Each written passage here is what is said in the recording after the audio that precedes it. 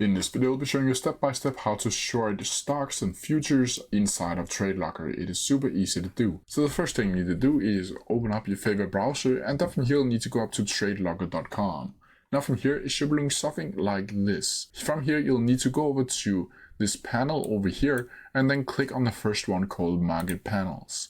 You can also click M on your keyboard to get this one right here up. Right from here, you'll need to go up to the search bar and then search for the position or instrument that you want to short. From here, let's just choose SPX 500 for this tutorial. From here, you'll be able to see that the chart over here will update to the specific stock or future that you have opened up. Now from here, you'll need to go down to right here, where you can see you can choose market or printing, or you can also go up and click this little icon up here to get this pop-up window. From here, you'll need to select market or pending order. And from here, it's very important that you choose the sell option, even though if you don't already have one inside of your position. From here, you'll simply need to add in the risk management like stop loss and take profit like so, and you can just fiddle around with these options down here. And from here, you'll need to choose how many lots you'll want to short, or you can also change from lots to USD down here. Now from here, to confirm your order, you'll simply need to click sell and then right here. From here, you'll be able to see over here in your position that you have a sell order,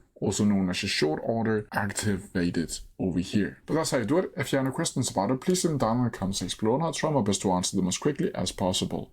See ya!